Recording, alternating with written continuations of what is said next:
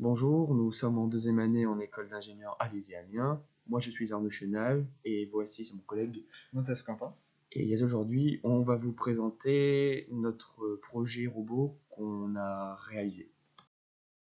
Donc voici le rendu final de notre robot. Donc au premier étage, nous y avons placé deux roues avec leur servomoteur et leur support. Ici.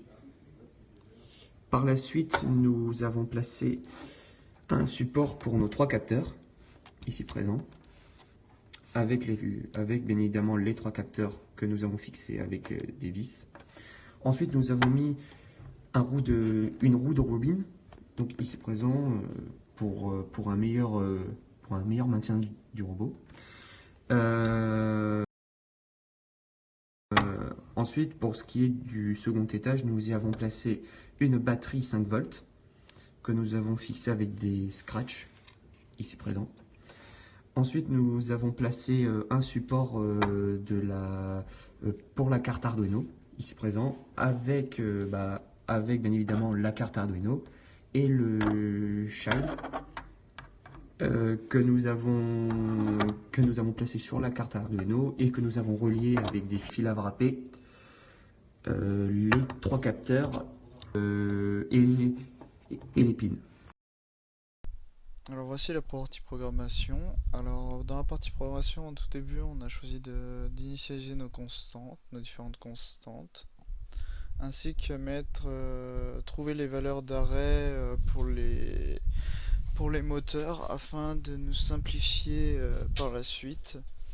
Puis nous avons mis une constante aussi de correction parce que la roue de droite avait un petit décalage avec la roue de gauche, donc on a mis ça pour résoudre le problème. Alors après nous avons du coup déclaré les trois bibliothèques, puis nous avons utilisé les deux servomoteurs. Après dans le void setup, du coup là on a mis à quel pin, on a mis les pins pour chaque servomoteur. Puis nous avons initialisé le port série. Et après on a fini par initialiser les différentes broches de chaque capteur afin de permettre de continuer pour la suite du programme. Alors du coup pour la suite du programme, nous avons choisi afin de limiter les erreurs des capteurs, nous avons choisi de chercher la valeur maximale trouvée sur les 5 premières valeurs données par chaque capteur, et aussi de trouver la valeur minimale pour les 5 premières valeurs de chaque capteur, afin par la suite de pouvoir faire une moyenne qui retire le maximum et le minimum, afin du coup de faire la moyenne sur les trois valeurs qui restera.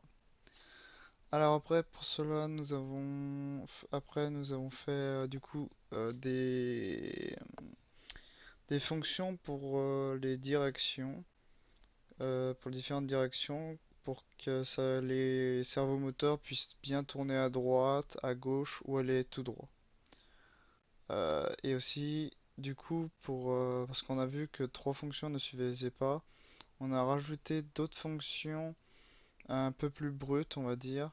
Une fonction qui va tourner un peu plus à gauche, un peu plus à droite, par exemple, afin de pouvoir mieux tourner dans les angles ou si le robot était trop près de l'un des murs. Alors, du coup, maintenant, nous avons fait trois fonctions identiques pour chaque capteur. Alors, pour le capteur du gauche d'abord, puis après, nous avons fait le capteur du milieu, puis celui de droite. Alors, du coup, ce qu'on nous a mis pour chaque capteur, alors d'abord, on a du coup initialisé chaque pin. On les a fait quand en fait ça arrive à l'état haut. Il y a un petit délai qui se déclenche afin que ça remette le capteur à zéro, parce que en fait ça va envoyer, puis après il revient, du coup on le remet à l'état bas pour qu'après ça renvoie de nouveau, et comme ça il détecte quand il reçoit des données. Du coup après nous avons fait du coup la fonction qui permet justement d'avoir un maximum de 5 valeurs, et c'est là quand justement nous allons retirer le minimum et le maximum afin du coup de faire la moyenne des trois valeurs restantes. Et on retourne du coup cette moyenne afin d'avoir une valeur à peu près exacte par rapport aux différentes données reçues.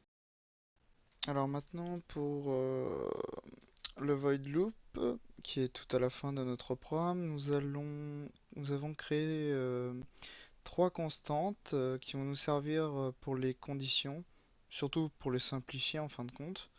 Parce que justement les valeurs que nous avons retournées, on les renvoie ici et on va pouvoir les comparer au niveau des conditions afin justement que le robot puisse marcher.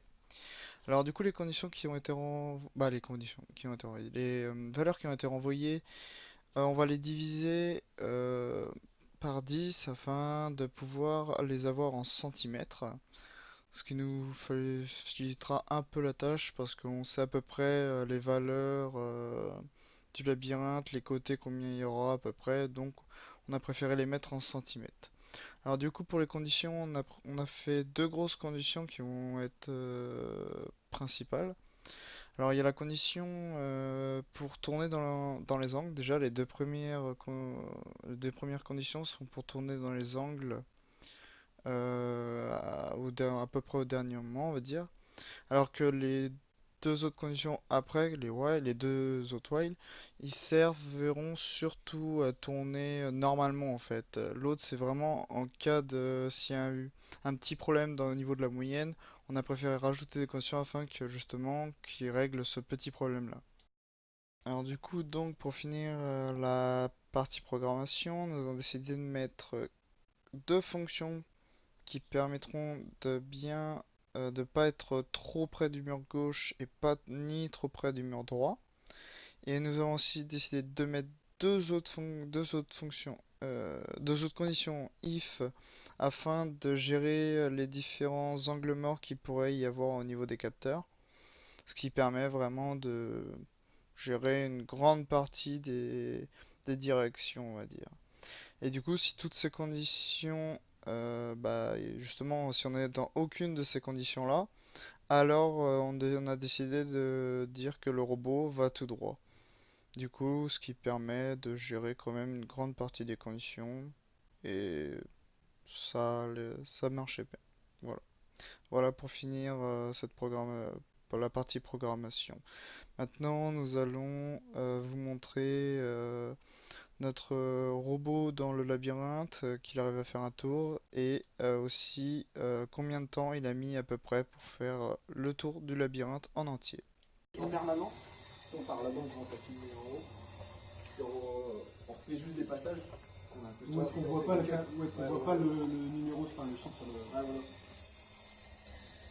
Mais genre, il y a juste une demi-seconde en gros, donc. Je sais pas ce qu'il va être.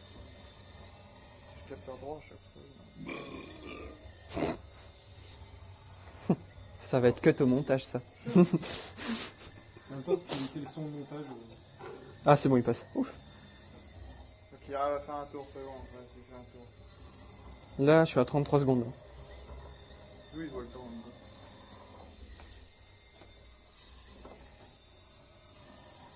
Quand je vais mettre des plats béton notre robot. On va super taillé. Robot to the future.